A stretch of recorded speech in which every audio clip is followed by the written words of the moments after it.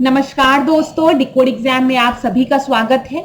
आज की क्लास में डिस्कस करेंगे मॉक टेस्ट 61 जो कि आपके यूपीपीसीएस प्रीलिम्स और आरओ एआरओ दोनों परीक्षाओं के लिए बहुत ही महत्वपूर्ण है। तो चलिए आज की क्लास को स्टार्ट करते हैं मेरे साथ ऐश्वर्या सिंह के साथ। क्लास में किसी भी तरीके का डाउट होगा तो आप लोग मुझसे कमेंट बॉक्स में पूछ सकते हैं। आज के सेशन को स्टार्ट करने से पहले थोड़ी सी इंफॉर्मेशन मैं आप लोगों को देना चाहूंगी यूपीपीसीएस फाउंडेशन कोर्स 2025 के लिए। इस फाउंडेशन कोर्स में प्रीलिम्स और मेंस दोनों के सिलेबस को कवर किया गया है।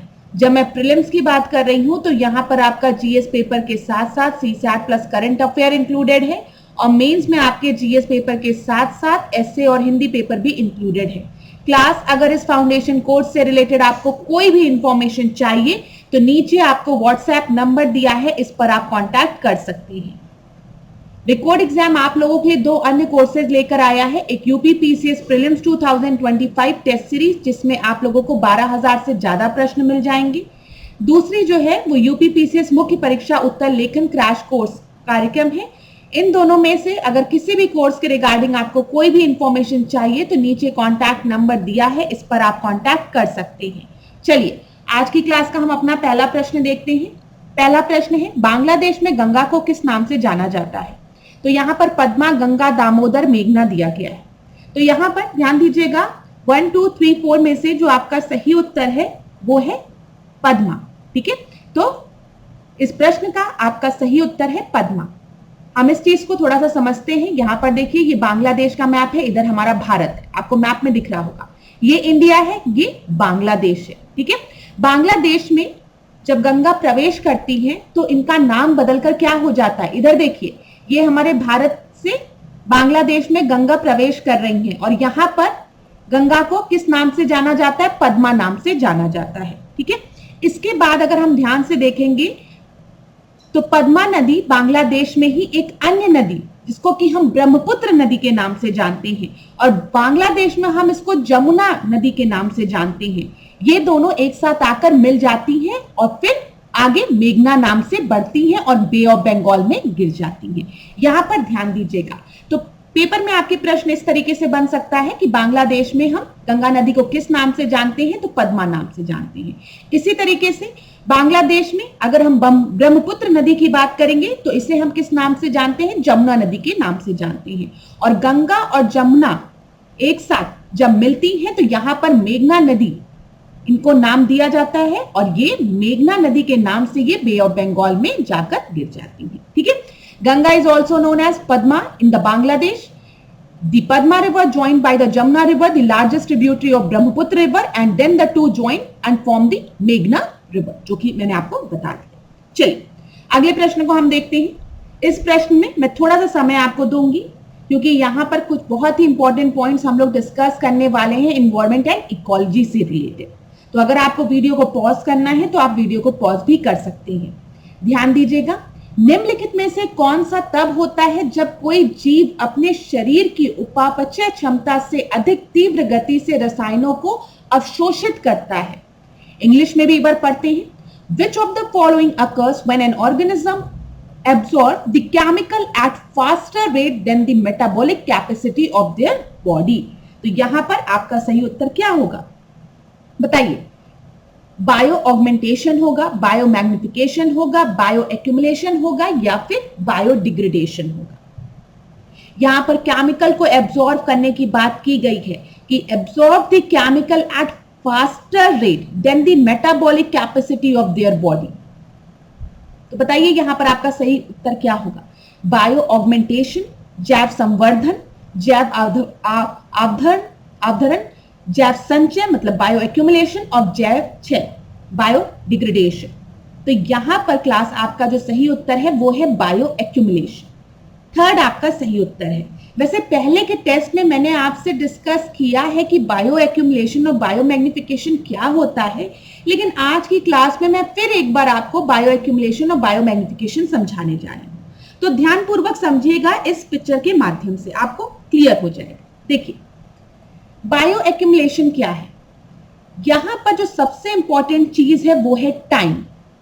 क्या है? टाइम और एक्सपोजर। यहां पर एक छोटी सी मछली जब वो अभी 2-3 दिन की हुई है और वो किसी गंदे पानी में है, ठीक है, जहां पर पॉल्यूटेंट हैं, केमिकल्स हैं, तो उसकी बॉडी का एक्सपोजर होगा उन केमिकल्स से, उन कंटेमिनेंट से। तो उसकी बॉडी के जो टिश्यूज हैं वो उस कंटेमिनेंट्स को या केमिकल्स को एब्जॉर्ब करेंगे जब वो 1 दिन की है, ठीक है। जैसे जैसे समय बीतेगा, 1 साल या 1.2 ईयर्स या 1.5 ईयर्स, जो एक्सपोजर है उसकी बॉडी का केमिकल्स के साथ वो भी तो बढ़ता जाएगा। तो हम कह सकते हैं उसकी बॉडी में जो केमिकल्स एब्जॉर्ब हो रहे हैं उनका लेवल भी समय के साथ क्या होगा, वो बढ़ता जाएगा। बायो एक्यूमुलेशन मतलब समय के साथ जो केमिकल्स हैं, जो कंटेमिनेंट्स हैं, वो बॉडी में आपकी एक्यूमुलेट हो रहे हैं, इकट्ठा हो रहे हैं। That is called bio accumulation with time. हम और आप आजकल जो छोटे छोटे बच्चे हैं वो पॉल्यूशन इतना ज्यादा है कि उनकी बॉडी अभी से बहुत ऐसे कंटेमिनेंट से एक्सपोज हो जाती हैं जो कि उनके लिए बहुत ही हार्मफुल हैं। तो सोचिए जब वो बड़े होते जाएंगे तो उनकी बॉडी में ये कंटेमिनेंट्स तो रहेंगे ही ना। तो यहां पर देखिए क्या लिखा था, absorb the chemical at a faster rate, मतलब आपकी बॉडी में जो केमिकल्स हैं वो एब्जॉर्ब होते जा रहे हैं समय के साथ। Than the metabolic capacity of their body, ठीक है। आपको पता है कि जब हम ह्यूमन बॉडी की बात करते हैं तो हम बहुत सी चीजों को एब्जॉर्ब करते हैं, बहुत सी चीजों को क्या करते हैं, बॉडी से निकालते भी हैं, ठीक है। अब वो पसीने के थ्रू कहें या फिर आप कहें कि वेस्ट के थ्रू, किसी भी थ्रू, ठीक है। तो यहां पर एब्जॉर्ब केमिकल ज्यादा हो रहा है बॉडी में than the metabolic capacity of their body, capacity of their body. ये चीज क्लियर हुई। तो हमेशा याद रखिएगा जब भी बायो एक्यूमुलेशन की बात हो, मतलब हम एक्यूमुलेशन की बात करें, जो पॉल्यूटेंट हैं, जो केमिकल्स हैं, जो पेस्टिसाइड है या जो भी टॉक्सिन है, वो हमारी बॉडी में धीमे धीमे समय के साथ एक्यूमुलेट कर रहे हैं, हमारी बॉडी में इकट्ठा हो रहे हैं और वो इतनी आसानी से हमारे बॉडी से रिलीज नहीं हो पा रहे हैं, ठीक है। आप कुछ खाते हैं, डाइजेस्ट होता है, फिर आप क्या फ्रेश होने जाते हो तो आपकी बॉडी से वेस्ट निकल जाता है यूरिन के फॉर्म में या फिर एक्सक्रीटा के फॉर्म में, ठीक है।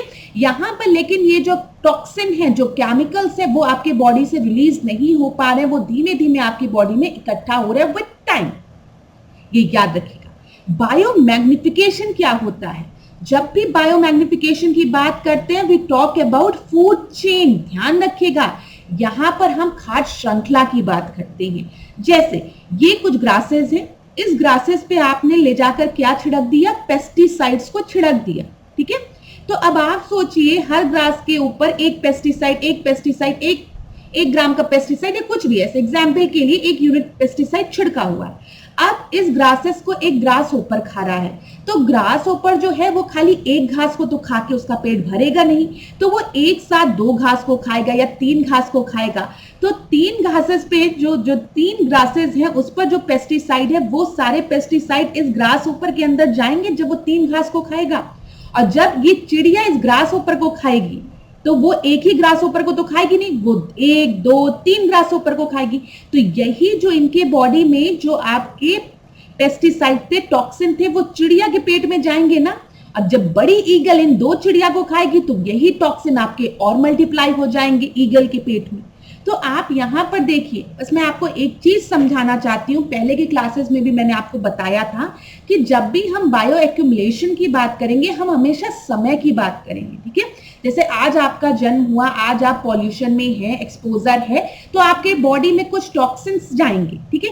लेकिन जैसे जैसे आप बढ़ेंगे आपका एक्सपोजर इन टॉक्सिन से और होता जाएगा, तो ये आपके बॉडी में इकट्ठा होते जाएंगे और एक समय में इनका लेवल आपकी बॉडी में बढ़ता रहेगा।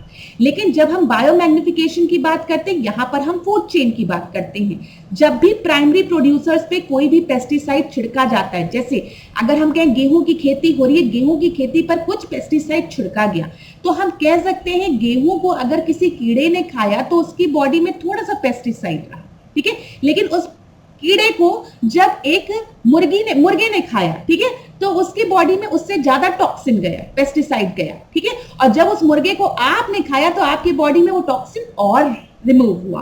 तो हमेशा याद रखिएगा बायोमैग्निफिकेशन में क्या होता है, जब हम प्राइमरी लेवल पर होते हैं तो जो आपका टॉक्सिन का जो लेवल होता है, ठीक है, जो प्राइमरी प्रोड्यूसर्स या प्राइमरी कंज्यूमर्स में होता है वो कम होता है, लेकिन जैसे जैसे हम ऊपर फूड चेन में मूव करते हैं ये टॉक्सिन लेवल आपका बढ़ता जाता है, क्योंकि ज्यादा आप कंज्यूम करें तो बॉडी में ज्यादा टॉक्सिन्स आएंगे। क्लियर? चलो यहां पर ये चीज क्लियर ना, chemical at a faster rate than the metabolic capacity of their body. ठीक है, आपने कुछ ऐसी चीजें कंज्यूम की जिसमें कि टॉक्सिन और केमिकल्स थे, आपकी बॉडी ने उसमें से कुछ चीजों को एब्जॉर्ब किया और उसको रिलीज कर दिया यूरिन के फॉर्म में या फिर स्वेटिंग के फॉर्म में, ठीक है, किसी भी तरीके से। लेकिन अभी भी आपकी बॉडी में जो केमिकल्स हैं वो एक्यूमुलेट हो रहे हैं और इसी को हम जैव संचय कहते हैं, बायो एक्यूमुलेशन कहते हैं। यहां पर आज मैं आपको बायो ऑगमेंटेशन भी समझा देती हूँ, ध्यान दीजिएगा क्लास। बायो ऑगमेंटेशन क्या है? Adding specialised microbial strain to contaminated environment to speed up the pollutant breakdown. अब यहां पर ध्यान दीजिएगा, कोई हमने एक ऐसी जगह ली या कुछ भी एक कंटामिनेंट लिया, ठीक है, जहां पर हमें क्या करना है, पॉल्यूटेंट को रिमूव करना है। यहां पर आपको पता है, अगर आप देखिए, आप एक गड्ढा भी खोदिए या आप एक ग्राउंड भी खोदिए क्लास, ठीक है, और इसमें आप ले जाके कूड़ों को दबा दीजिए, कूड़े को आपने दबा दिया, ठीक है। अब आपको पता है जब गड्ढे में आपने कूड़े को दबाया तो यहां पर आपका क्या होगा, बायोडिग्रेडेशन होगा, अपघटन प्रक्रिया शुरू होगी। जो माइक्रो ऑर्गेनिज्म है वो क्या करेंगे, इस कूड़े को छोटे छोटे उसमें ब्रेक डाउन करेंगे और एक समय बाद ये कूड़ा आपका मिट्टी में मिल जाएगा, ठीक है, ये चीज पता है ना।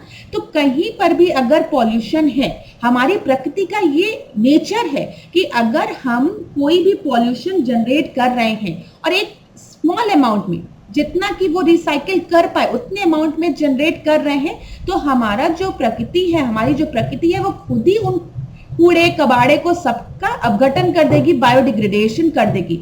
लेकिन प्रॉब्लम कब होती है, जब हम बहुत एक्सेसिव अमाउंट्स में जनरेट करते हैं वेस्ट। समझ में आ रहा है, वेस्ट को एक्सेसिव अमाउंट में जनरेट करते हैं और यहां पर जो आपके वेस्ट होते हैं वो आपके नॉन बायोडिग्रेडेबल वेस्ट होते हैं, तब दिक्कत होती है। तो बायोस्टिमुलेशन क्या होता है, जैसे कोई भी कंटामिनेंट एरिया है तो वहां पर उस कंटामिनेंट एरिया में वही के कुछ माइक्रो ऑर्गेनिज्म होंगे, छोटे छोटे माइक्रो ऑर्गेनिज्म होंगे, ठीक है। जब हम उस एरिया में थोड़ा सा वाटर और न्यूट्रिएंट ऐड कर देंगे तो ये जो माइक्रो ऑर्गेनिज्म है उस एरिया के वो एक्टिव हो जाएंगे, उनको न्यूट्रिएंट मिल जाएगा, खाना मिल जाएगा, वो खुश हो जाएंगे और वो क्या करेंगे, वेस्ट को जल्दी जल्दी जल्दी जल्दी खत्म कर देंगे। समझ में आ रहा है, वेस्ट को जल्दी जल्दी खत्म कर देंगे। ये क्या है, ये बायोस्टिमुलेशन है। क्लास समझिएगा, क्योंकि अगर अभी आज समझ जाएंगे आपको तो हमेशा याद रहेगा इस पिक्चर के माध्यम से। समझ में आया? यहां पर बस आपको ये याद रखना है कि बायोस्टिमुलेशन की जब मैं आपसे बात कर रही हूं तो यहां पर इंडिजिनस माइक्रो ऑर्गेनिज्म है, मतलब जहां पर आपके कंटामिनेंट्स हैं, जहां पर आपके वेस्ट हैं, वहीं के जो माइक्रो ऑर्गेनिज्म है उन्हीं को आप वाटर और न्यूट्रिएंट दे रहे हो ताकि उनका जो प्रोसेस है, उनकी जो प्रक्रिया है वो स्पीड अप हो जाए और वो जल्दी से जल्दी इन कंटामिनेंट्स को ब्रेक डाउन कर दे। समझ में आ रहा है? क्लियर हुआ क्लास? चलिए, यहीं पे अगर हम देखें बायो ऑगमेंटेशन में क्या होता है, यहां पर हम बाहर से कुछ एडिशनल माइक्रो ऑर्गेनिज्म को ऐड करते हैं ताकि यहां पे जो कंटामिनेंट्स हैं उनका जल्दी से जल्दी ब्रेक डाउन हो सके। यहां पर ध्यान दीजिएगा, बायोस्टिमुलेशन में इंडिजिनस मतलब जहां पर वो कंटामिनेंट्स हैं वहीं के जो माइक्रो ऑर्गेनिज्म है वही उस प्रोसेस को कर देंगे। लेकिन बायो ऑगमेंटेशन में हम एडिशन कर रहे हैं बाहर से माइक्रो ऑर्गेनिज्म का ताकि ये जो कंटामिनेंट्स हैं काले काले, इनका ब्रेकडाउन जल्दी हो सके। क्लियर हुआ? चलिए, जैसे अगर हम देखें क्लास, बीचेस में देखा जाता है कि ऑयल कंटामिनेंट हो जाता है, मतलब ऑयल से बीचेस में थोड़ा सा आपका ऑयल के कारण दिक्कत आती है, तो वहां पर क्या किया जाता है, न्यूट्रिएंट और न्यूट्रिएंट्स ऐड कर दिए जाते हैं, जैसे नाइट्रोजन और फास्फोरस को, ताकि वहां पे उस पानी में जो आपकी बैक्टीरिया है उनका ग्रोथ तेजी से हो सके और वो जो ऑयल है उनका वो क्या कर सके, डिग्रेडेशन कर सके। ठीक है। तो बायोस्टिमुलेशन का एग्जाम्पल है adding nutrient like nitrogen and phosphorus to an oil contaminated beach to stimulate the growth of native oil degrading bacteria. ठीक है, जो नेटिव है, जो वहां के इंडिजिनस बैक्टीरिया वहां पर मौजूद है उस बीच में, जब हम नाइट्रोजन और फॉस्फोरस उनको देंगे न्यूट्रिएंट्स, तो उनकी ग्रोथ बढ़ेगी और वही माइक्रो ऑर्गेनिज्म क्या करेंगे, ऑयल कंटामिनेटेड बीच को फिर आपके फ्री ऑफ ऑयल कर देंगे। ठीक है, क्लियर है? बताइए, क्लियर है क्लास? तो यही आपका बायोस्टिमुलेशन हो गया। और बायो ऑगमेंटेशन में हम बाहर से एडिशन करते हैं माइक्रो ऑर्गेनिज्म का, और बाद में आपको पता है आपको कंटामिनेटेड फ्री एनवायरनमेंट मिल जाता है, जो भी टॉक्सिन है वो आपकी रिमूव हो जाती है। चलिए, कहीं पर भी कोई भी दिक्कत होगी तो आप लोग मुझे जरूर बताइएगा। अब हम इस प्रश्न को देखते हैं। ये एक ऐसा प्रश्न है जो कि बहुत ही आसान है, लेकिन स्टूडेंट्स को कंफ्यूजन हो जाता है। प्रेसिडेंट ऑफ इंडिया की मिनिमम क्वालिफिकेशन एज क्या होनी चाहिए? पंचायत की, एसएलए की, मतलब member of state legislative assembly की, member of state legislative council. तो आपको पता है पंचायती राज इंस्टीट्यूशन की अगर हम बात करेंगे, यहां पर मिनिमम एज 21 होनी चाहिए। ठीक है, 25 वर्ष एसएलए की, स्टेट लेजिस्लेटिव असेंबली की। 30 की अगर हम बात करेंगे तो member of state legislative council की। ठीक है, और फिर जब हम 35 की बात करेंगे तो यहां पर आपका हो गया प्रेसिडेंट।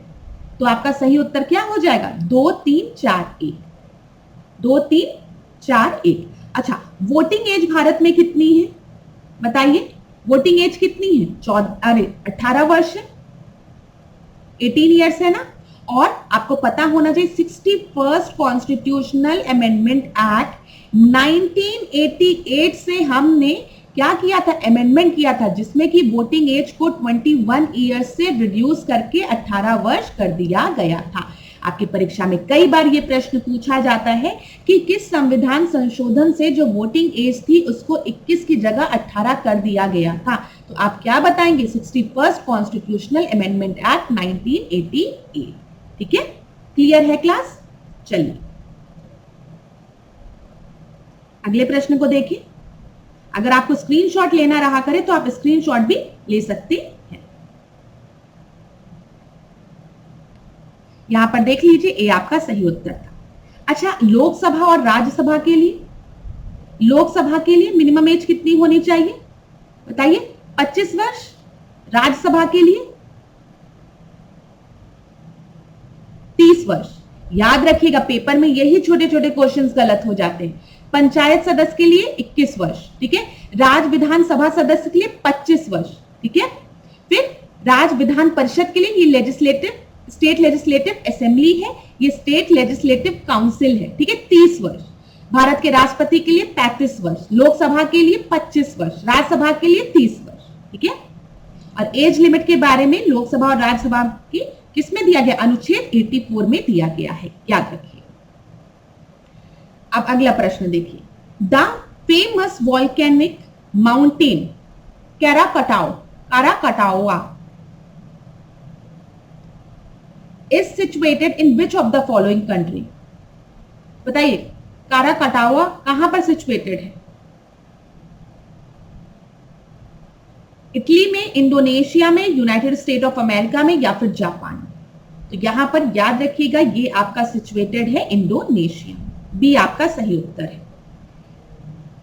इसी के साथ साथ याद रख लीजिएगा फ्यूजियामा जापान में है, माउंट एटना इटली में है, सेंट हेलेंस यूएसए में है। ठीक है, माउंट फ्यूजी कहां पर है? जापान में है। कोटोपेक्सी कई बार पूछा गया, इक्वाडोर में। माउंट सस्ता कैलिफोर्निया में, माउंट हुड ओरिगन में, माउंट सेंट हेलेन कहां पर है बताइए? और माउंट रेनर कहां पर है? तो माउंट सेंट हेलेन कहां पर है और माउंट रेनर कहां पर है? तो माउंट रेनर तो आपका वॉशिंगटन में है। ठीक है, माउंट सेंट हेलेन जो है वो भी आपका वॉशिंगटन में है, दोनों एक ही जगह है। ठीक है, यूएसए में, यूएसए में माउंट सेंट हेलेन एक एक्टिव स्ट्रैटोवॉल्केनो है जो कि वॉशिंगटन यूएसए में लोकेटेड है। माउंट रेनर भी वॉशिंगटन यूएसए में लोकेटेड है। अगर आपसे पूछा जाए रेंज, तो आप रेंज भी याद रखिएगा, कास्केड रेंज यूएसए में ये दोनों लोकेटेड है। माउंट ताम्बोरा कहां पर है? ये इंडोनेशिया में है। माउंट किलिमंजारो तंजानिया में। कई बार ये सब प्रश्न आपके परीक्षा में पूछे गए हैं, तो ध्यान दीजिएगा। स्क्रीनशॉट लेना है तो क्लास आप लोग स्क्रीनशॉट ले लीजिए। आप में जो कुछ स्टूडेंट्स कह रहे थे कि मैम अब कब स्क्रीन के सामने पढ़ाएंगी, तो आप बिल्कुल चिंता मत करिए, आने वाले सेशंस स्क्रीन पे ही होंगे, बस 1-2 दिन के लिए और आप लोग वेट करिए। और कहीं पर भी कोई दिक्कत होती है तो आप लोग मुझे बताइएगा जरूर। इसका स्क्रीनशॉट जरूर ले लीजिए क्लास, क्योंकि यहां से प्रश्न बनता है वॉल्केनिक माउंटेन से। अगला प्रश्न अब हम देखेंगे। यहां पर इस प्रश्न को देखिए, एनबीएफसी एवं बैंक के संबंध में युक्ति संगत कथनों का चुनाव कीजिए। चलिए बताइए। NBFC are registered under the Indian company act while banks are registered under the banking regulation act. Banks are involve in clearing the system but NBFC are not involve in clearing system. Maintaining CRR or SLR is mandatory for bank while NBFC are not bound by such requirement. तो यहां पर आपका सही उत्तर क्या हो जाएगा? बताइए class. Time ले लीजिए, वीडियो को पॉज कर लीजिए, पढ़िए। एनबीएफसी आपका क्या है? Non banking financial company. Non banking financial company. ठीक है, तो बताइए, कुछ चीजें मैं आपसे पूछती हूं। एनबीएफसी की जब हम बात करते हैं तो एनबीएफसी डीडी एक्सेप्ट करता है, डिमांड डिपॉजिट नहीं एक्सेप्ट करता। एनबीएफसी चेक इशू करता है, नहीं इशू करता है। याद रखिएगा, ये दोनों चीज याद रखिएगा, एग्जाम में आपको कंफ्यूज करने के लिए दी जा सकती है। एनबीएफसी का जो प्राइमरी फंक्शन होता है वो क्या होता है तब, तो यहां पर याद रखिएगा, एनबीएफसी लेंडिंग में, इन्वेस्टमेंट में मदद करती है। सीआरआर, एसएलआर एनबीएफसी मेंटेन करती है, नहीं मेंटेन करती है। तो हमेशा याद रखिएगा, NBFC can not issue cheque और एक्सेप्ट सेविंग करंट डिपॉजिट, जैसा कि बैंक कर सकता है। लेकिन हाँ, NBFC plays a major role in financial inclusion. तो यहां पर मैंने आपको आंसर दे दिया है ज्यादातर चीजों का। पहला ऑप्शन बिल्कुल सही है, जो एनबीएफसीज हैं वो आपके रजिस्टर्ड होते हैं under the Indian company act, और जो बैंक होते हैं वो बैंक रेगुलेशन एक्ट के अंतर्गत रजिस्टर्ड होते हैं। Banks are involve in clearing the system, payment and settlement, but NBFCs are not involve in clearing system. ये बिल्कुल सही है। Maintaining CRR SLR is mandatory for bank, हाँ, while NBFC are not bound by such requirement. बिल्कुल सही है। यहां पर आपका सही उत्तर क्या हो जाएगा? आपका सही उत्तर हो जाएगा डी। लास्ट क्लास में मैंने आपको सीआरआर एसएलआर के बारे में बताया था, तो यहां पर डी आपका सही उत्तर है। चलिए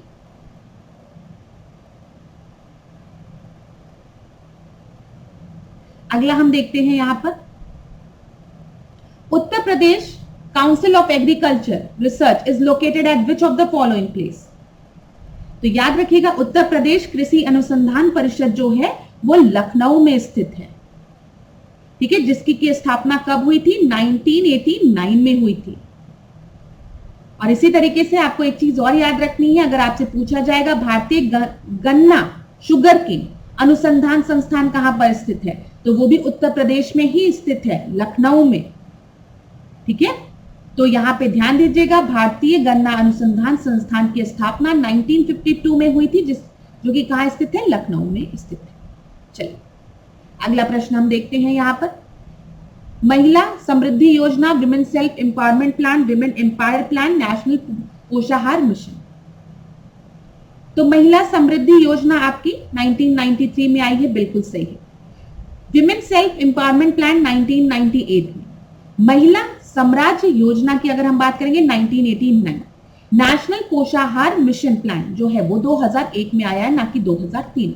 ये आपकी परीक्षा में पूछा गया प्रश्न है। देख लीजिए, इस तरीके के भी प्रश्न आपकी परीक्षा में पूछे जाते हैं। अगला प्रश्न हम देखते हैं। पंचवर्षीय योजना से रिलेटेड ये प्रश्न है। प्रथम, द्वितीय, तृतीय, चतुर्थ पंचवर्षीय योजना। प्रथम पंचवर्षीय योजना जो है वो हेराल्ड डोमर मॉडल पर बेस्ड। ए का सेकंड हो जाए, दो जगह दिया गया, हेराल्ड डोमर मॉडल, याद रखिएगा। द्वितीय पंचवर्षीय योजना की अगर हम बात करेंगे तो ये महानबोलिस मॉडल पर बेस्ड, तो बी का फोर्थ हो जाएगा। तृतीय पंचवर्षीय योजना की बात करेंगे तो ये चक्रवर्ती मॉडल पर बेस्ड है, और चतुर्थ की अगर हम बात करेंगे तो ये आपका बेस्ड है अशोक रुद्र मॉडल पर, तो बी आपका सही उत्तर है। यहां पर देख भी लीजिए क्लास एक बार। अगले प्रश्न को देखते हैं। Which of the following Indian president also served as a speaker of लोक सभा? तो स्पीकर ऑफ लोकसभा के रूप में किस प्रेसिडेंट ने सर्व किया है, बताइए। तो यहां पर आपका सही उत्तर क्या होगा एबीसीडी में से? तो याद रखिएगा, भारत के पूर्व राष्ट्रपति नीलम संजीव रेड्डी की जब हम बात करते हैं तो इन्होंने 2 बार लोकसभा के अध्यक्ष के पद पर ये रहे थे, ठीक है। तो यहां पर आपका सही उत्तर क्या हो जाएगा, नीलम संजीव रेड्डी। अगला देखिए, निम्नलिखित घटनाओं पर विचार करिए और काल क्रमानुसार व्यवस्थित करिए।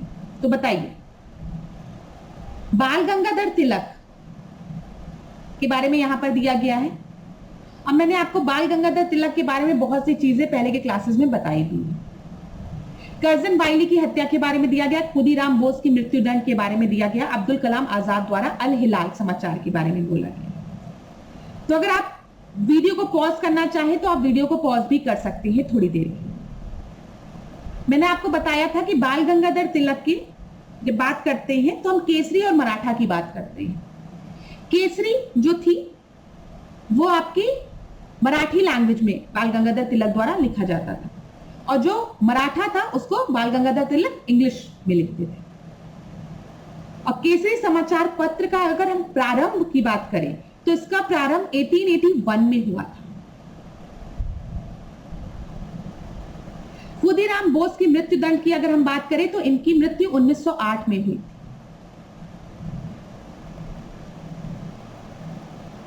ठीक है, याद रखिएगा। और अब आपको क्या दिया है, अब्दुल कलाम आजाद का अल हिलाल दिया है।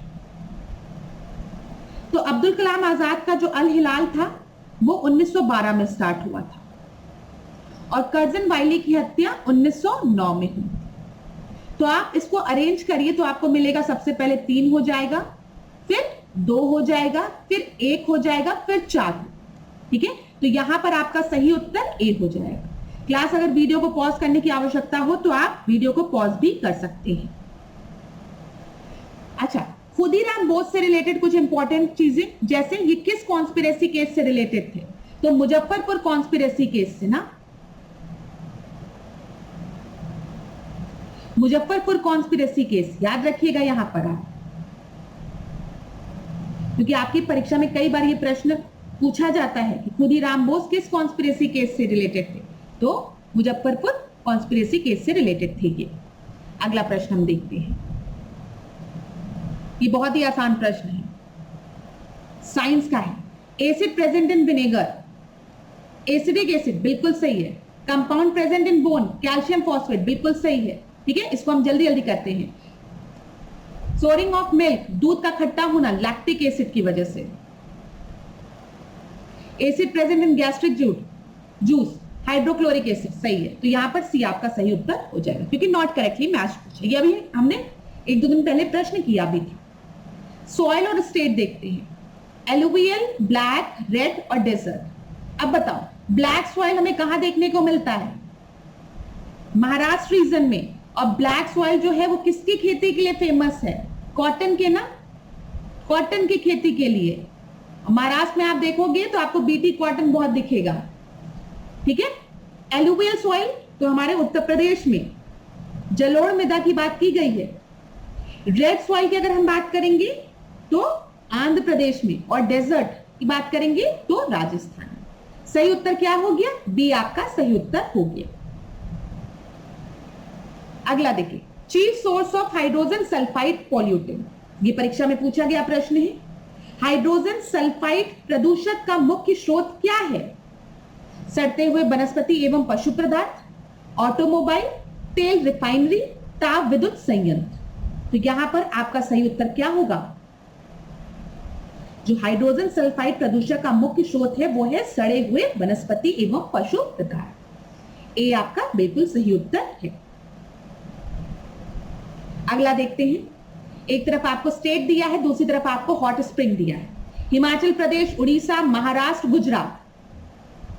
तो बताइए, हिमाचल प्रदेश में मणिकर्ण है, बिल्कुल सही है ये। उड़ीसा में तप्ता पानी है, बिल्कुल सही है। महाराष्ट्र में बाजेश्वरी है, बिल्कुल सही है। गुजरात में नारायणी है, गलत है क्योंकि एक ही ऑप्शन ही बचा। तो अब प्रश्न बनता है कि नारायणी कहां पर है? तो ये राजस्थान में है।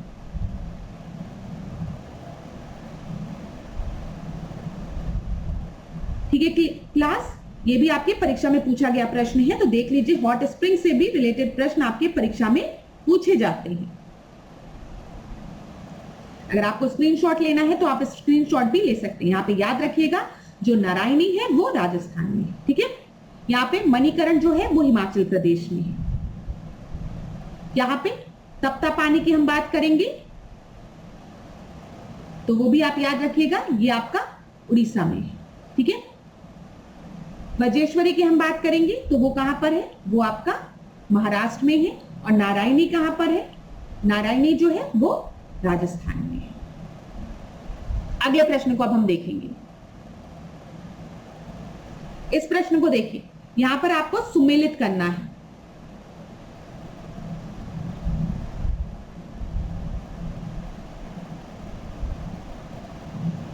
बताइए, सुमेलित करिए इसको क्लास, क्या दिया गया है?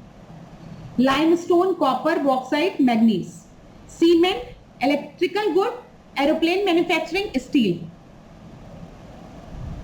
तो यहां पर चूना पत्थर का प्रयोग कहां किया जाएगा? बताइए जरा। चूना पत्थर का प्रयोग तो सीमेंट में ही किया जाएगा ना, तो एक का फर्स्ट है, ये तो बहुत ही आसान प्रश्न है। कॉपर का प्रयोग इलेक्ट्रिकल गुड में किया जाएगा, बॉक्साइट का एरोप्लेन मैन्युफैक्चरिंग में, और मैग्नीज का स्टील में। तो ये आसान प्रश्न, ए आपका सही उत्तर हो गया। अगला प्रश्न हम देखते हैं, कंट्री दिया है और कैपिटल दिया है। तो बताइए, एंटीगुआ और बारबुडा की कैपिटल क्या है? सेंट जॉन्स है, सही है। बहामास की नसाउ है, सही है। एल सेल्वाडोर की सेन सेल्वाडोर है, सही है। यहां पर डोमिनिका की बात की गई है। डोमिनिका की आपकी क्या है? यहां पर डोमिनिका की रुसाउ है, ठीक है, ना कि सेंटो डोमिनिका। तो यहां पर आपका सही उत्तर बी हो जाएगा।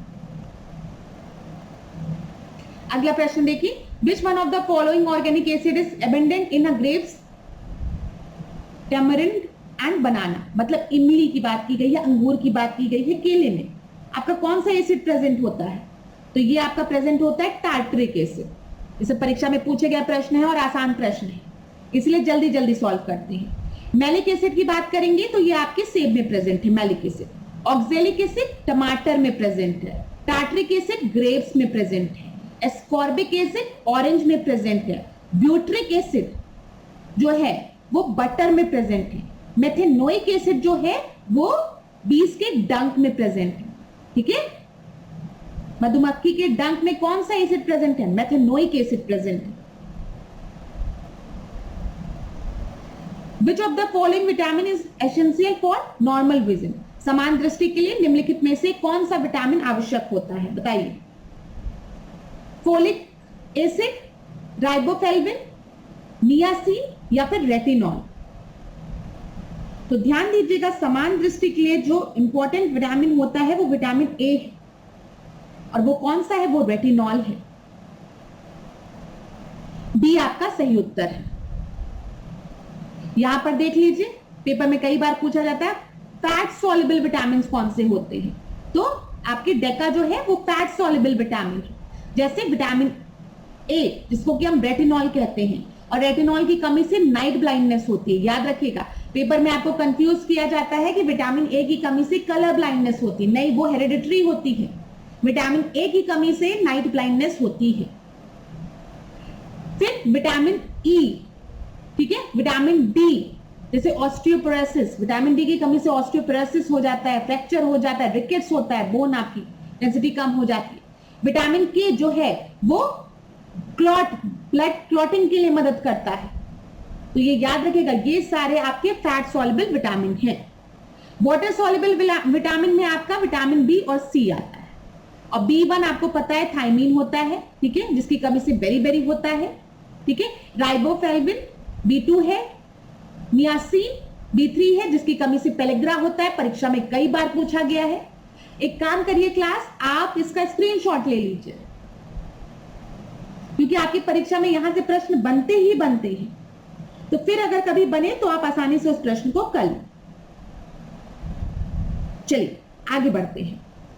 देखिए ये क्या है, riboflavin deficiency causes which of the following disease. तो बताइए, अभी हमने देखा कि राइबोफ्लेविन हम किस विटामिन को कह रहे हैं, विटामिन B2 को, ठीक है। पेलेग्रा जो है वो किसकी वजह से हो रहा है, विटामिन B3 की कमी से। स्कर्वी C की वजह से हो रहा है। याद रखिएगा, बेरी जो है वो B1 की कमी से हो रहा है। तो यहां पर आपका क्या बचा, चेलियोसिस, डी आपका सही उत्तर होगा। पेपर में पूछा गया प्रश्न है, विटामिन B3 की कमी से पेलेग्रा होता है, विटामिन C की कमी से स्कर्वी होती है, विटामिन B1 की कमी से थायमीन की कमी से बेरी होता है। चेलियोसिस किसके कमी से होता है, विटामिन B2 की कमी से। अगला देखते हैं, थायमीन की कमी से बेरी होता है, एकदम सही, ठीक है। एस्कॉर्बिक एसिड मतलब विटामिन C की कमी से क्या होता है, स्कर्वी होता है, बिल्कुल सही है। विटामिन ए की कमी से अभी मैंने बताया कलर ब्लाइंडनेस नहीं, नाइट ब्लाइंडनेस होती है।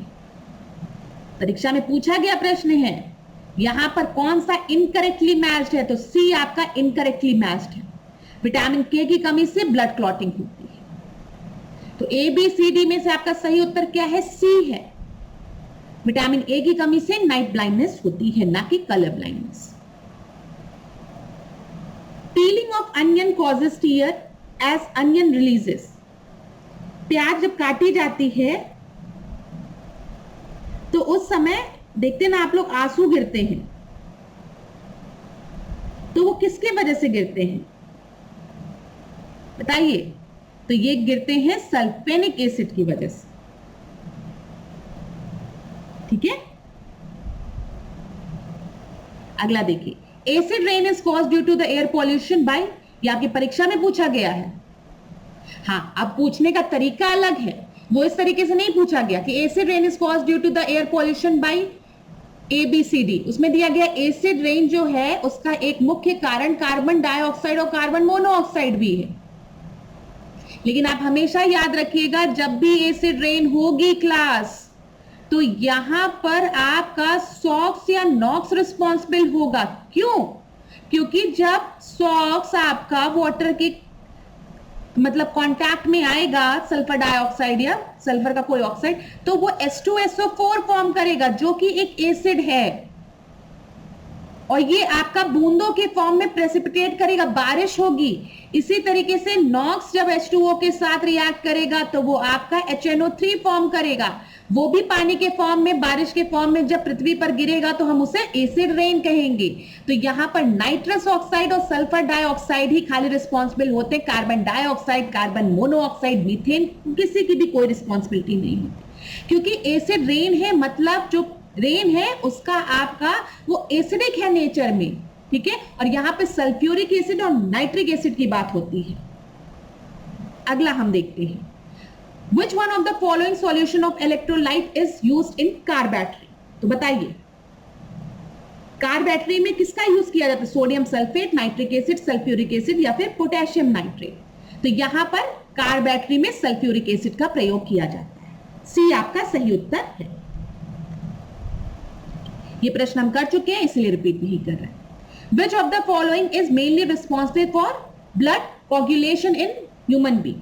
अभी मैंने आपको बताया है जो विटामिन के है उसकी वजह से क्या होती है, क्लॉटिंग होती है। ठीक है, अगर विटामिन के की कमी हो और चोट लग जाए तो खून बहता रहेगा बहता रहेगा। तो यहां पर ए आपका सही उत्तर है। तो विटामिन के जो है वो मनुष्य में रक्त के जमने के लिए जिम्मेदार होता है। The resignation letter by the जज of supreme court is address to, बताइए अगर सुप्रीम कोर्ट का जज रिजाइन करना चाहता है तो वो अपना रेजिग्नेशन लेटर किसको देगा? बताइए, प्रेसिडेंट को देगा या चीफ जस्टिस ऑफ इंडिया को देगा या प्राइम मिनिस्टर को देगा या सीनियर मोस्ट जज को देगा? सही उत्तर क्या होगा? तो प्रेसिडेंट को देगा, याद रखिएगा। सही उत्तर क्या है? प्रेसिडेंट को देगा। 124 के आर्टिकल 2 में अगर आप देखेंगे, जो प्रेसिडेंट होता है वही अपॉइंटिंग अथॉरिटी होता है। ठीक है, और जज जो है सुप्रीम कोर्ट का वो रिजाइन कर सकता है by writing a letter to the president. Clear है? चलिए आगे बढ़ते हैं।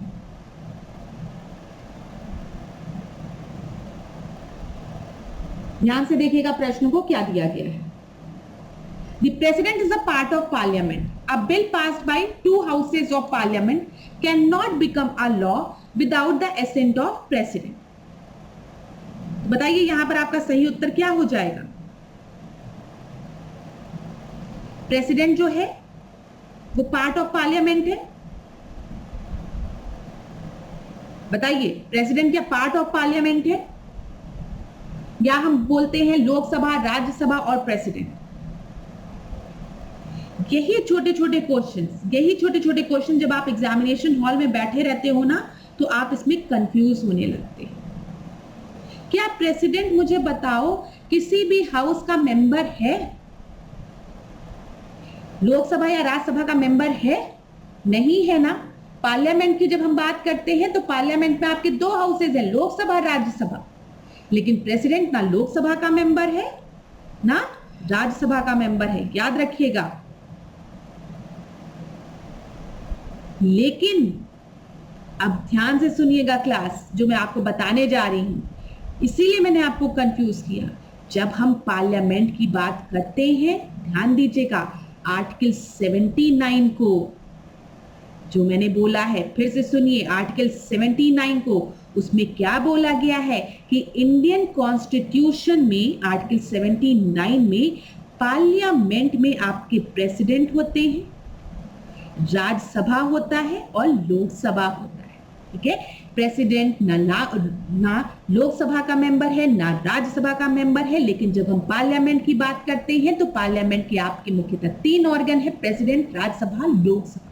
आर्टिकल 79 को पढ़िएगा और इसीलिए आपको यह कथन दिया गया है राष्ट्रपति संसद का भाग है। हाँ, राष्ट्रपति संसद का भाग है, क्योंकि जब हम संसद की बात करते हैं तो यहां पर लोकसभा, राज्यसभा के साथ प्रेसिडेंट आता है। और यह भी सही है कि प्रेसिडेंट किसी भी हाउस का मेंबर नहीं होता है। कंफ्यूजन, जब मेरे स्टूडेंट मुझसे ये क्वेश्चन डिस्कस कर रहे थे तो आप में से बहुत से अच्छे स्टूडेंट थे जिन्होंने कहा कि मैम ये समझ में नहीं आया।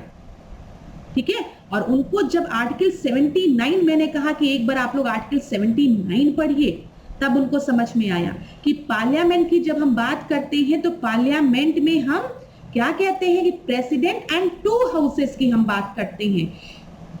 लोकसभा और राज्यसभा प्लस प्रेसिडेंट की बात करते हैं जब हम पार्लियामेंट शब्द का प्रयोग कर रहे हैं।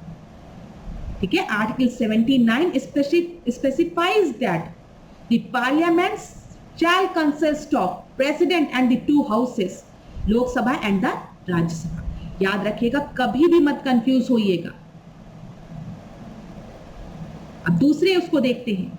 यहां पर a bill passed by 2 houses of parliament cannot become a law without the assent of president। बिल्कुल सही है, ये भी बिल्कुल सही है, इसमें कोई दिक्कत बताइए? तो दोनों ही स्टेटमेंट जो आपको दिया गया है वो बिल्कुल सही है, लेकिन दोनों एक दूसरे का क्या मतलब व्याख्या कर रहा है? बताइए, कर रहा है? तो हाँ, कर रहा है। तो यहां पर आपका सही उत्तर बी हो जाएगा। Both A and R are true and R is the correct explanation of A. जब भी हम पार्लियामेंट की बात करेंगे तो आप हमेशा याद रखेंगे पार्लियामेंट में प्रेसिडेंट होता है प्लस 2 हाउसेज ऑफ पार्लियामेंट होता है, जो कि लोकसभा और राज्यसभा की हम बात करते हैं, जो कि आर्टिकल 79 में दिया गया है। जब हम प्रेसिडेंट की असेंट की बात करते हैं तो हम आर्टिकल 111 की बात करते हैं, जिसमें कि क्या बोला गया है, no bill can become a law without the president assent, and R is the correct explanation of A. ठीक है, because the president role in the legislative process is a reason why president is considered to be a part of parliament। Clear है? तो यहां पर B आपका सही उत्तर हो गया। अगला प्रश्न देखिए क्लास ध्यान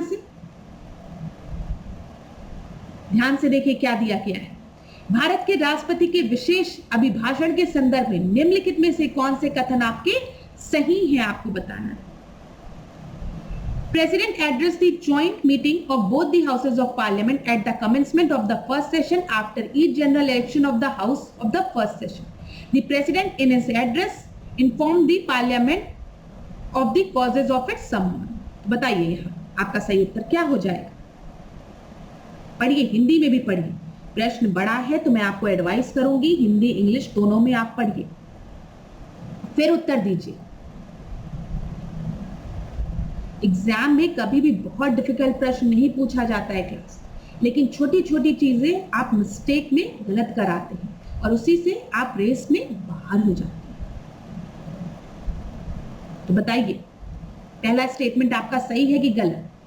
राष्ट्रपति लोकसभा के साधारण निर्वाचन के पश्चात प्रथम सत्र और प्रत्येक वर्ष के प्रथम सत्र के आरंभ में संसद के दोनों सदनों की संयुक्त बैठक को संबोधित करता है, जो कि बिल्कुल सही है। अगर आप देखेंगे आर्टिकल 87 के क्लॉज 1 में आपको ये चीज मिलेगी। राष्ट्रपति अपने अभिभाषण में संसद को उसके आह्वान के कारणों में के विषय में सूचित करता है, ये भी बिल्कुल सही है। ये भी आपका आर्टिकल 87 में दिया गया है। दोनों ही स्टेटमेंट आपके बिल्कुल सही है और इस प्रश्न का सही उत्तर क्या हो जाएगा? बोथ। अगला हम देखें, the primary duty of finance commission of India is India. Finance commission of Indian नहीं, इंडिया का लिख। आर्टिकल 280 की बात यहां पर की गई। To give the recommendation on the distribution of taxes between the union and the state, to prepare the union annual budget, to advise the president on financial matter, to allocate fund to the various ministries, department of the union and the state government।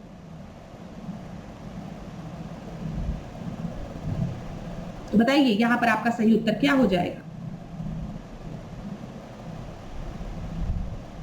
Finance commission की बात हुई है 280। तो यहां पर जो main purpose होता है, जो प्राइमरी ड्यूटी होती है फाइनेंस कमीशन की, is to give the recommendation on the distribution of taxes revenue between the union and the state. ठीक है, आप आर्टिकल 280 पढ़ेंगे जब, तो उसमें दिया गया है द फाइनेंस कमीशन की function is to recommend how the net proceeds of the taxes should be distributed between the centre and the state. ठीक है, ये आपका सही उत्तर है। To prepare the union annual budget, ये किसके द्वारा? ये फाइनेंस मिनिस्ट्री द्वारा प्रिपेयर की जाती है, ना कि फाइनेंस कमीशन द्वारा, याद रखिएगा। एनुअल यूनियन बजट जो है, यूनियन एनुअल बजट जो है, वो कौन प्रिपेयर करता है? Finance ministry. ठीक है। To advise the president on a financial matter, हाँ ये हम कह सकते हैं ये आपका पार्शियली ट्रू है, लेकिन ये प्राइमरी ड्यूटी नहीं। प्राइमरी ड्यूटी तो distribution of taxes between the union and the state ही। ठीक है। To allocate the fund to the various ministry department of the union and the state government, बताइए ये फाइनेंस कमीशन का function नहीं है, ध्यान दीजिएगा। क्लियर है ना क्लास? चलिए आगे हम और प्रश्नों को देखते हैं। बस आपको यहां पर यह याद रखना है, अगर आपके परीक्षा में पूछे कौन सा अनुच्छेद फाइनेंस कमीशन से रिलेटेड है, तो आप बताएंगे 280, क्योंकि यही पूछा जाता है ज्यादा। और मेन पर्पस क्या है? To distribute the tax between the centre and the state. अगला प्रश्न हम देखते हैं। President of India determine the qualification of chairman and the member of finance commission. The chairman and the members are appointed by president. तो बताइए यहां पर आपका सही उत्तर क्या हो जाएगा? टाइम ले लीजिए क्लास अगर आपको लेना है।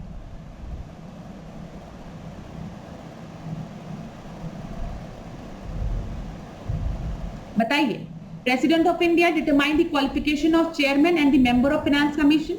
The chairman and the members are appointed by the president. तो याद रखिएगा, जब भी आप आर्टिकल 280 पढ़ेंगे तो आप उसमें पाएंगे the president of India determine the qualification of chairman and the members of finance commission. ठीक है, कौन डिटरमाइन करता है? प्रेसिडेंट डिटरमाइन करता है। And chairman and the members are appointed by the president of India, ये भी सही है। तो यहां पर आपका दोनों ही बिल्कुल सही है और आर जो है वो ए का करेक्ट एक्सप्लेनेशन भी दे रहा है। तो आपका सही उत्तर क्या हो जाएगा? बी हो जाएगा।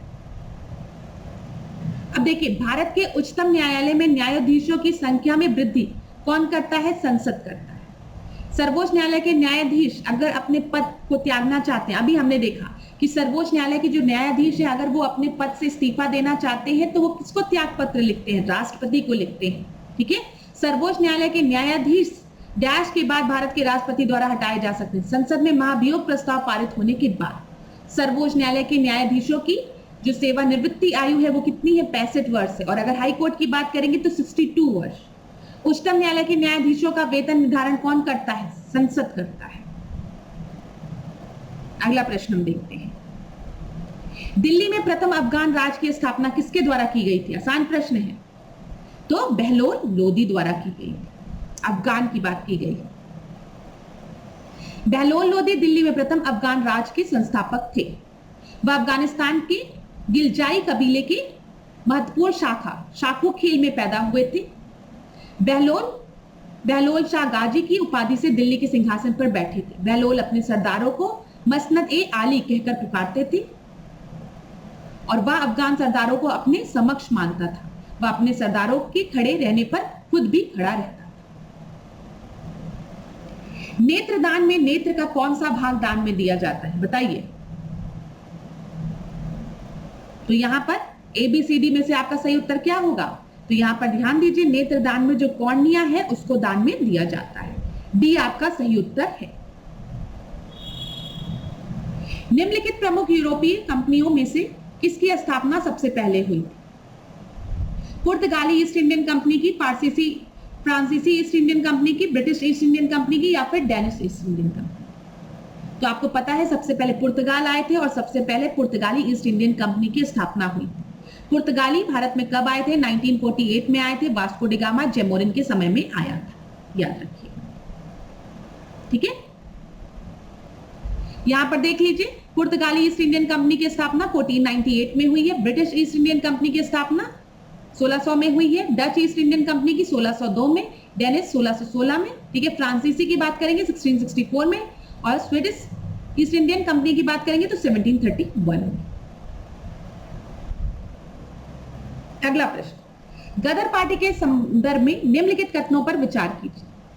कनाडा में 1913 में गदर पार्टी की स्थापना की गई थी। लाला हरदयाल इस पार्टी के प्रमुख कार्यकर्ता थे। तो बताइए सही उत्तर क्या होगा? गदर पार्टी की स्थापना 1913 में यूनाइटेड स्टेट ऑफ अमेरिका, संयुक्त राज्य अमेरिका में की गई। ठीक है, और लाला हरदयाल इस पार्टी के प्रमुख कार्यकर्ता थे। ये भी बिल्कुल सही है। तो यहां पर अगर हम देखें तो आपका सही उत्तर क्या होगा? कनाडा में तो अभी मैंने बताया नहीं, यूएसए में इसकी स्थापना की गई थी 1913 में, याद रखिए। संयुक्त राज्य अमेरिका में, ना कि कनाडा में। तो पहला तो गलत हो गया। लाला हरदयाल इस पार्टी के प्रमुख कार्यकर्ता थे। हाँ, बिल्कुल सही है। तो यहां पर आपका बी सही होगा। अगला हम देखें, अनुसूचित जाति एवं जनजाति के लिए लोक सेवा पदोन्नति में आरक्षण का उपबंध किस अनुच्छेद में किया गया है? तो बताइए, promotion in public service for scheduled caste and scheduled tribe की बात किस अनुच्छेद में की गई है? तो आर्टिकल 335 में। अगला हम देखें, भारतीय संविधान में न्यायाधीशों की न्यायिक पुनर्विलोकन की शक्ति का सिद्धांत किस देश से लिया गया? बताइए। यहां पर जुडिशियल रिव्यू की बात की गई है कि हमने जुडिशियल रिव्यू का जो प्रोविजन है वो हमने कहां से लिया है? तो तो ये हमने फ्रांस, अमेरिका, ऑस्ट्रेलिया कहां से लिया बताइए? ये हमने अमेरिका से लिया है। बी आपका सही उत्तर है। अगला प्रश्न, लोकसभा के संदर्भ में निम्नलिखित कथनों पर विचार कीजिए। इसका गठन वयस्क मताधिकार के आधार पर होता है। सभा के सदस्यों की अधिकतम संख्या 530 है। तो बताइए, तो लोकसभा का गठन वयस्क मतदान के आधार पर प्रत्यक्ष चुनाव द्वारा चुने गए जनता के प्रतिनिधियों से होता है। ठीक है। सभा के सदस्यों की जो अधिकतम संख्या है वो 530 है। अधिकतम संख्या कितनी है? 552 है ना, ये 550 है, क्योंकि 2 एंग्लो इंडियंस वाला हटा दिया गया है। जिसमें से 530 की जब हम बात करते हैं तो 530 आपके क्या हैं? वो स्टेट से आते हैं और 20 जो है वो यूनियन टेरिटरीज से। तो यहां पर आपका कौन सा इनकरेक्ट है? बी आपका इनकरेक्ट, पहला आपका सही है। कोई कंफ्यूजन क्लास? चलिए, एक बार आपकी परीक्षा में पूछा गया था कि लोकसभा में यूनियन टेरिटरीज से कितने मेंबर्स आते हैं?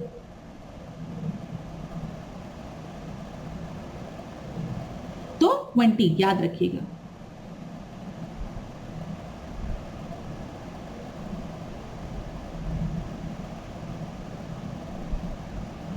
तो अब यहां पर आप 2 वाला याद रखिएगा क्या है? 2 जो है एंग्लो इंडियंस वाला वो हटा दिया गया है। तो 530 स्टेट्स को रिप्रेजेंट करेंगे, 20 यूनियन टेरिटरीज को। अगर हम प्रेजेंट में देखें तो लोकसभा में कितने आपके मेंबर्स हैं? 543। ठीक है, याद रखिएगा। आगे बढ़ते हैं अगले प्रश्न पे।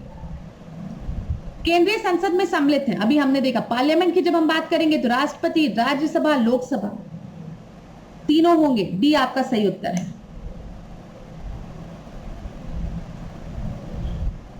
केंद्रीय सतर्कता आयोग की बात यहां पर की गई है।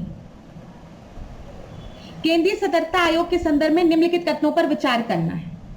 यह एक संवैधानिक निकाय है।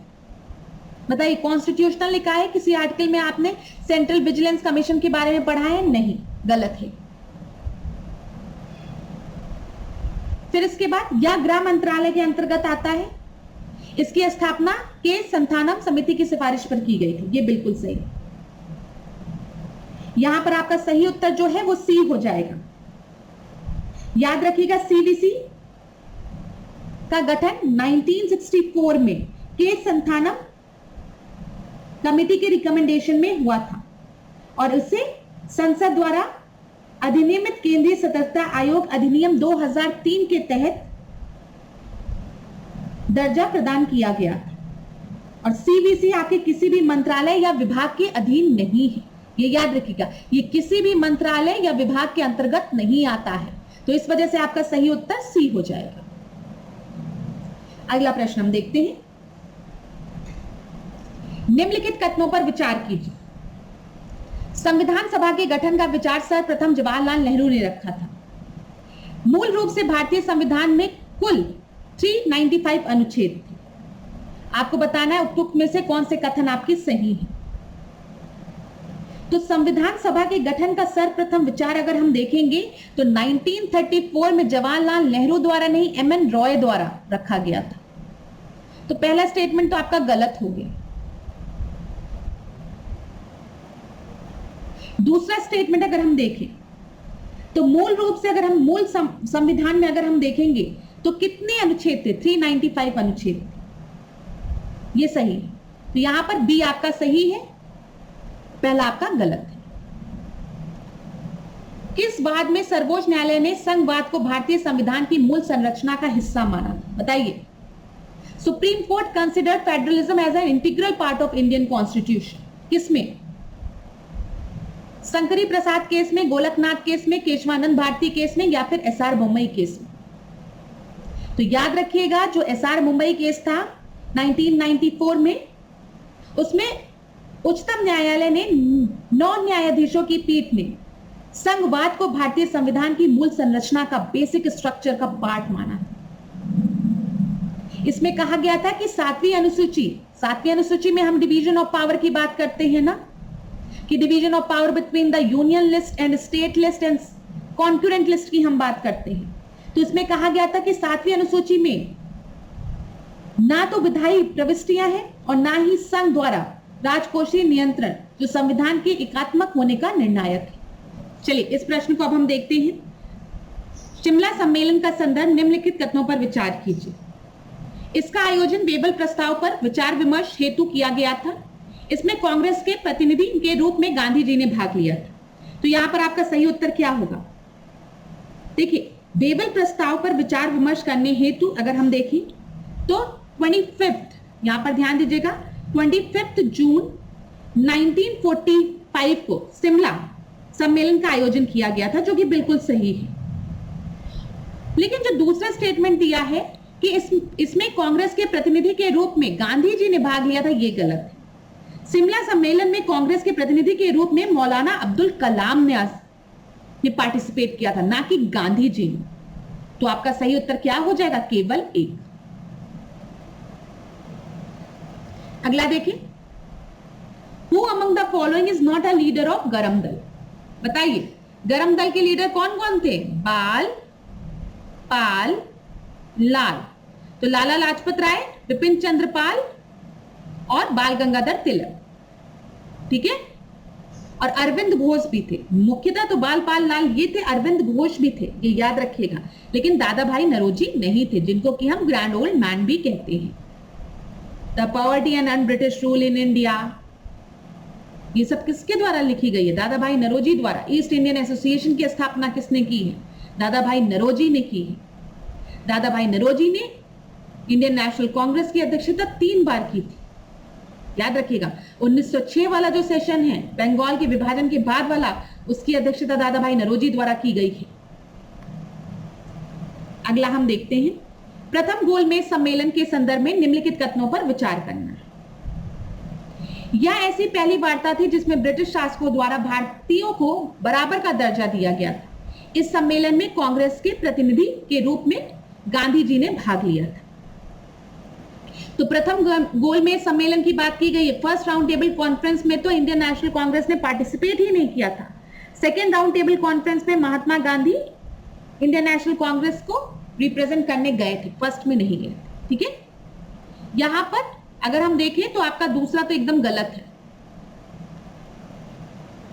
यहां पे बोला भी गया कौन सा सही नहीं है, तो आपका सही उत्तर क्या हो जाएगा? केवल 2 सही नहीं है। यह ऐसी पहली वार्ता थी जिसमें ब्रिटिश शासकों द्वारा भारतीयों को बराबर दर्जा दिया गया था, ये सही है, ठीक है। यहां पर ध्यान दीजिएगा, प्रथम गोलमेज सम्मेलन में 89 मेंबर्स ने भाग लिया था, जिसमें 13 ब्रिटिश थे और बाकी जो 76 मेंबर्स थे वो आपके भारतीय थे। जैसे जो भारतीय उदारवादी दल था, हिंदू महासभा के, दलित वर्ग के लोग, ठीक है, राजवाड़े को प्रतिनिधित्व करने वाले। लेकिन इंडियन नेशनल कांग्रेस ने इसमें पार्टिसिपेट नहीं किया था, क्योंकि उस समय भारत में इंडियन नेशनल कांग्रेस द्वारा सविनय अवज्ञा आंदोलन शुरू कर दिया गया था। अगला देखते हैं, बोरॉन पौधे में रोग प्रतिरोधक क्षमता विकसित करने में सहायक होता है। अत्यधिक नाइट्रोजन युक्त उर्वरक के प्रयोग से मिट्टी की क्षारीयता बढ़ जाती है। तो बताइए यहां पर आपका सही स्टेटमेंट कौन सा है? बताइए, बोरॉन पौधे में रोग प्रतिरोधक क्षमता विकसित करने में सहायक होता है, ये बिल्कुल सही है, ठीक है। और अत्यधिक नाइट्रोजन युक्त उर्वरक के प्रयोग से मिट्टी की क्षारीयता नहीं, एल्कलाइनिटी नहीं, अम्लीयता बढ़ जाती है, याद रखिए, अम्लीयता बढ़ जाती है। कौन सा करेक्ट है? तो केवल 1 आपका करेक्ट है। अगला देखिए, हिंदी उत्तर प्रदेश की राजकीय भाषा किस वर्ष में बनी? तो बताइए, याद रखिएगा 1947। और अगर उर्दू को दूसरी राजकीय भाषा कब घोषित किया गया था? 1989। प्रारूप समिति की बात की गई है, ड्राफ्टिंग कमेटी की। ड्राफ्टिंग कमेटी के जो अध्यक्ष थे वो BN राव थे, बोला गया है। इस समिति के सदस्यों की संख्या 7। तो बताइए, ड्राफ्टिंग कमेटी के अध्यक्ष कौन थे? BN राव थे या BR अम्बेडकर थे? तो ये तो आपका गलत हो गया, बी आर अम्बेडकर। याद रखिएगा, डॉक्टर भीमराव अंबेडकर प्रारूप समिति के अध्यक्ष थे, ठीक है। और इस प्रारूप समिति की जो संख्या थी वो 7 थी, वो बिल्कुल सही, इसमें जो मेंबर्स थे, तो खाली बी आपका सही उत्तर होगा। अगला देखिए, उष्णकटिबंधीय पतझड़ वनों को मानसूनी वन भी कहा जाता है। ये कम घने होते हैं और वर्ष के एक निश्चित समय में अपनी पत्तियां गिरा देते हैं। हम जब डेसिडुअस फॉरेस्ट की बात करते हैं तो डेसिडुअस फॉरेस्ट को हम मानसून फॉरेस्ट कहते हैं ना। ये एक समय ऐसा आता है जब पतझड़ का मौसम आता है, ये अपनी पत्तियों को गिरा देते हैं, पतझड़ चलता है, फिर जब मानसून आता है, बारिश होती है, तो ये फिर हरे भरे हो जाते हैं। ये बिल्कुल सही है, दोनों ही स्टेटमेंट बिल्कुल सही है, सी आपका सही उत्तर हो जाए। 2001-11 के दौरान उत्तर प्रदेश की औसत दशकीय वृद्धि दर क्या रही थी? तो ये आपका 20.22% रही थी। भारत के संविधान का कौन सा भाग संघ और राज्य के अधीन सेवाओं से संबंधित है? बताइए। तो यहां पर आपका सही उत्तर होगा 14वां, ठीक है। अगला देखते हैं, प्राकृतिक रबड़ के वल्कनीकरण में प्रयोग किया जाता है। वल्केनाइजेशन ऑफ नेचुरल रबड़, which element is used? Nitrogen, iron, zinc या सल्फर? तो याद रखिएगा, वल्केनाइजेशन में प्रयोग किया जाता है सल्फर का, डी सही उत्तर है।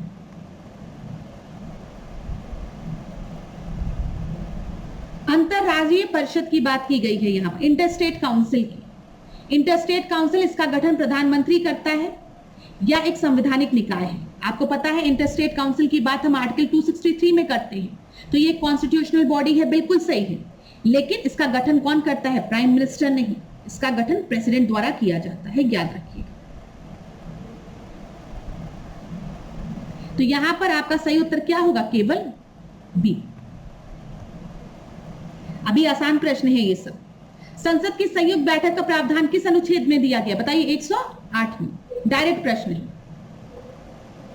सम्राट अशोक के राजादेशों का सबसे पहले विकुटन मतलब डिसाइफर किसने किया था? डेसिफर किसने किया था? अगर हम देखें तो कौन पढ़ पाया था सबसे पहले अशोक के इंस्क्रिप्शन को? James Prinsep. ये सब परीक्षा में पूछे गए आसान प्रश्न है। किस पुस्तक का अरबी अनुवाद कलीला या दिमना कहलाता है? तो पंचतंत्र का, ठीक है, बी सही है। तो चलिए क्लास, लास्ट में हमने कुछ आसान प्रश्नों को देखा।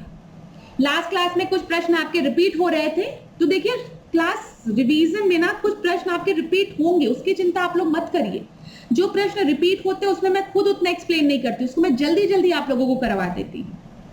मैं फिर कहूंगी रिवीजन बहुत जरूरी है, नए कॉन्सेप्ट को पढ़िए लेकिन रिवीजन करते रहिए और बिल्कुल चिंता मत करिए, आने वाली क्लासेस बोर्ड पर ही होंगी। प्लीज आप चिंता मत करिए, बस कुछ प्रॉब्लम्स के कारण आपकी क्लासेस बोर्ड पर नहीं हो पा रही। तो आशा करती हूँ क्लास आप लोग पूरी सिंसियरिटी के साथ पढ़ रहे होंगे, अच्छे से पढ़ रहे होंगे। कोई भी दिक्कत होगी तो आप लोग मुझे कमेंट बॉक्स में बताएंगे।